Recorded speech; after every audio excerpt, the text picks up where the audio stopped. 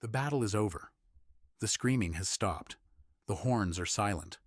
All that's left is the sound of crows and bodies, hundreds of them, spread across a field that was a battlefield an hour ago. But watch closely, because the field is not empty. Figures are moving between the dead. They are not soldiers. They are not priests. They are here for something else. Some of them came to bury. Some came to steal. And some came to get rich. Because a medieval battle didn't end when the fighting stopped. For thousands of people, the work was just beginning. The chroniclers wrote about the king, about the knights, about the glory. They didn't write about this. What actually happened to the bodies after a medieval battle? And why was that field one of the most profitable places in the entire medieval economy? The first people to reach the dead were not the grave diggers. They were the looters. Within hours of a battle ending, the stripping began. Everything of value came off the bodies. Weapons, armor, boots, belts, rings, clothing, everything. A dead man had no use for his boots.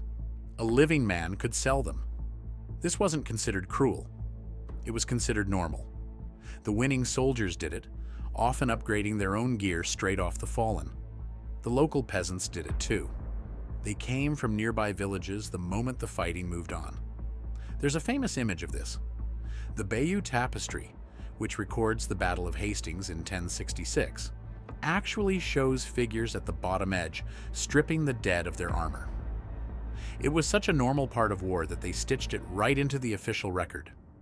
By the time the looters were done, many bodies were left with nothing at all, not even their clothes. The most valuable thing on that field was metal. In the medieval world, metal was expensive. A suit of armor represented an enormous amount of labor: mining, smelting, forging, fitting, finishing. So nothing was wasted. Armor was collected, repaired, melted down, and used again. Weapons were gathered by the cartload. And this is why, when archaeologists dig up medieval battlefields today, they usually find almost nothing. The bodies are there. The metal is gone.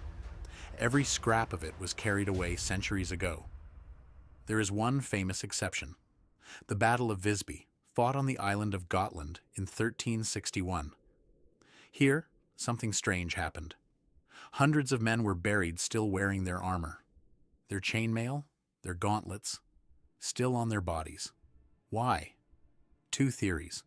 The armor may have been old, outdated designs not worth the effort of carrying away.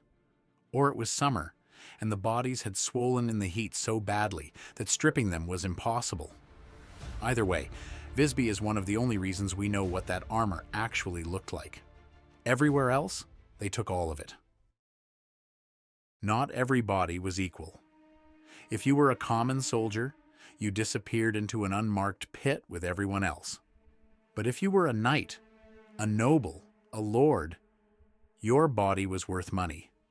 A dead nobleman could be returned to his family for a ransom or for an exchange of prisoners. Even Saladin, the Muslim commander during the Crusades, returned the bodies of high-ranking Christian knights, using them as bargaining chips. Think about what that means. A living peasant soldier was worth almost nothing. A dead lord was worth a negotiation. Your rank didn't just decide how you lived, it decided what happened to your body after you died. The knight went home in a procession, with honors, to a marked tomb. The men who fought beside him went into a pit with no name, no tomb, no marker. Most were never found again. Then came the hardest part: getting rid of the bodies. Hundreds of them, sometimes thousands, and it had to happen fast. Because a field full of corpses in warm weather was not just grim, it was deadly. Disease could spread from the dead and kill more people than the battle itself. So the burial was a race against time. We have a description of this from the ancient world, after the Battle of Cannae. Local farmers were brought in to dig trenches nearly 5 meters deep. They pushed the bodies in with wooden poles, so they wouldn't have to touch them with their hands. They worked for days. The same grim mathematics applied 1,000 years later, on medieval fields.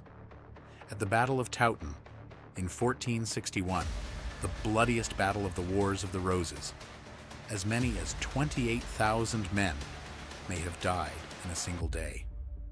Someone had to bury all of them, and that someone was usually the poor people who lived nearby.